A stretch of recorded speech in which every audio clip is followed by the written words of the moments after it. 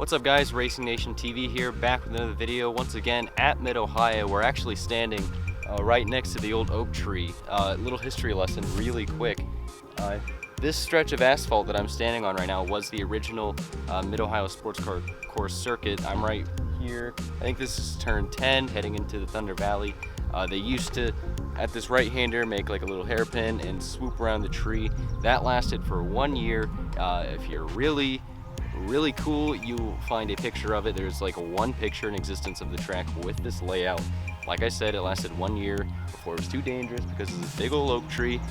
But what's really cool is that a piece of the, what is that? A piece of the road, of the asphalt from that layout still exists, and the tree, it was called Oak Tree Bend, still exists. That was your 1 minute fact of the video.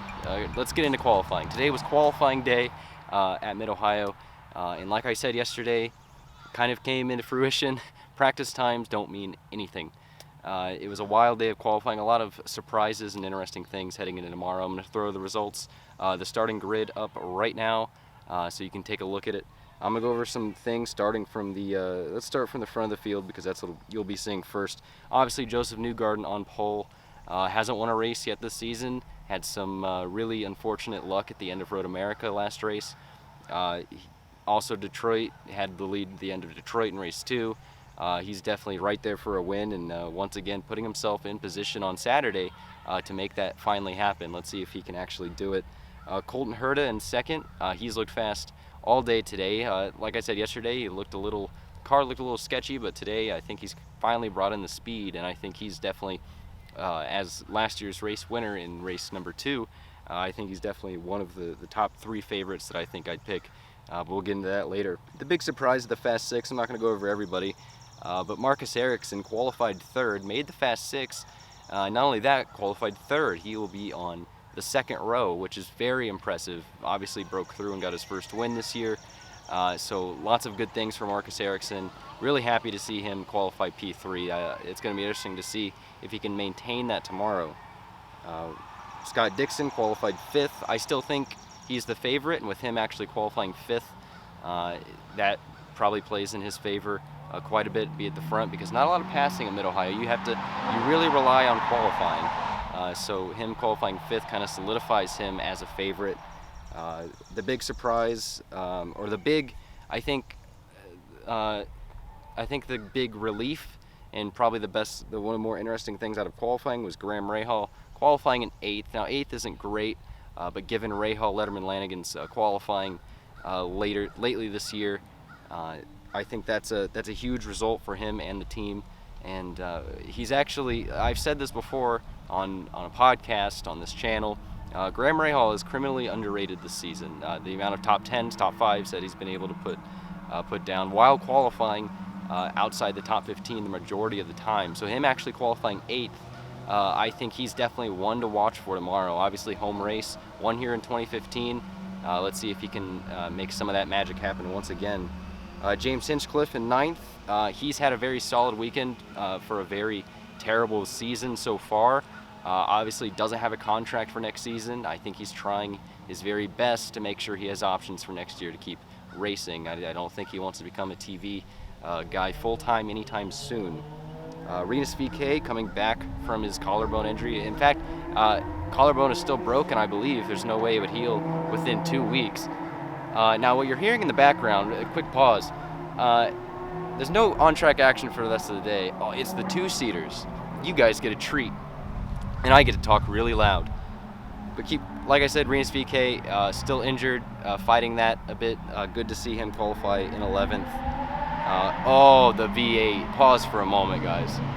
They have the V8 2-seater. Woo! Woo! That's the Acura V6 from the prototype. They put yeah, that.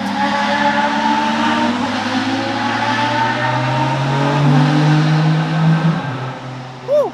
I miss when IndyCar said V8s. But anyways, let's keep going down the grid. Felix Rosenqvist back from his injury, just like VeeKay, qualified 13th. Pagenaud, the 2 guys I want to touch on, Scott McLaughlin and Simon Pagenaud, sitting in 14th and 15th. Obviously, the pole sitter Josef Newgarden, a teammate of theirs, and Will Power in fourth. So Penske's kind of split in half. 2 cars at the front of the grid, 2 cars near the back. Kind of interesting there.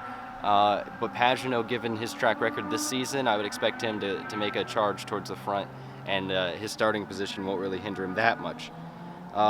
There are some more interesting talking points at the back of the grid, guys who didn't advance from the round 1 session in qualifying. Romain Grosjean, who's been really good in qualifying, has been really improving lately. He qualifies 18th, not exactly what he was looking for. Pato O'Ward, the biggest guy, I think, to not make round 1, or round 2, rather, 20th place, he'll be rolling off the grid tomorrow.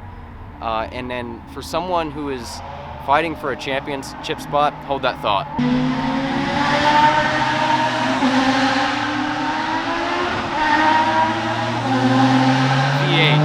V8s, bring them back, IndyCar.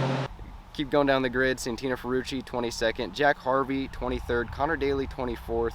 And then Jimmy Johnson and Ryan Norman, the 2 rookies at the back of the field. Not really a surprise there. Jimmy Johnson, he had a spin, I think, in the final practice session, a little 30-minute warm-up at the very end of the day. He's been a little bit more off the pace than he has been the rest of the season to this point. So let's get back into talking about the championship picture. The 4 guys to watch for tomorrow, and like it's been for the last 2 or 3 races, Josef Newgarden, Alex Palou, Scott Dixon, and Pato O'Ward. I think those are the top 4 that we're looking at in the championship picture moving forward. And if either of those guys have a bad race, either guys win, those are the 4 guys. And it's very interesting. You get the 2 rookies, the 2 young guns, and then you got the 2 veterans. And so pretty much every weekend it's just figuring out, are the young guns going to prevail again, or are the veterans going to start, reeling them back in? The one guy that's having some bad luck right now, Pato O'Ward, he's gonna have some work tomorrow, and with his aggressive driving style, he should make the show very entertaining tomorrow, to say the least. But you never know. My pick to win is Scott Dixon, and with these beautiful race cars behind me, I'm gonna let you. This is where I'm gonna sign off, and man, that is so beautiful. The V6 is all right, but that V8, man. Anyways, that's where I'm gonna end this video. Like, subscribe if you enjoyed the video. Make sure you subscribe, search sports to the channel. We're doing stuff. Like the video if you enjoyed it, and we'll see you guys tomorrow for the race.